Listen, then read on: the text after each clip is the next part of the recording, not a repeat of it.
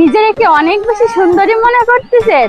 সুন্দরী মনে করার কিছু নাই। যারা অবিবাহিত বোনেরা আছেন, যদি লাভ ম্যারেজ করেন তখন শাশুড়ির কাছে আপনার এই কথাটা শোনাই লাগবে।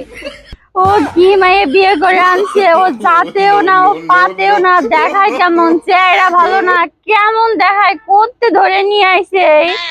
আমরা যদি দেখে শুনে বিয়ে দিতাম, এরকম মায়েকে জীবনেও বিয়ে আনতাম ঘরে।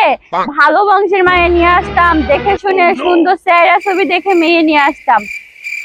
আবার কবে নাকি ছেলের বয়স কিন্তু যদি 35-40 পার হয়ে গেছে, তারপরেও কবে আমার ছেলের কি আর বিয়ের বয়স হয়েছে? কয়েকদিন আগেই তো আমার আসল ধরে ধরে ঘুরতো।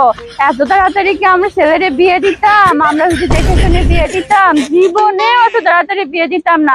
আমার ছেলে তো বিয়ের বয়সই হয়েছে না, এদিকে কিন্তু তার 35-40 পার হয়ে গেছে। মার্কেটে 2 দিন পরে ও আর চলবেই না, তারপরেও এই কথা। তো যারা অবিবাহিত বোনেরা আছেন, বুঝতে তো পারতেছেন, এই কথা যদি না শুনতে চান তাহলে কি করা লাগবে বলুন তো? লাভ ম্যারেজ ভুলেও করেন না। লাভ ম্যারেজ করলে এই কথা শোনাই লাগবে।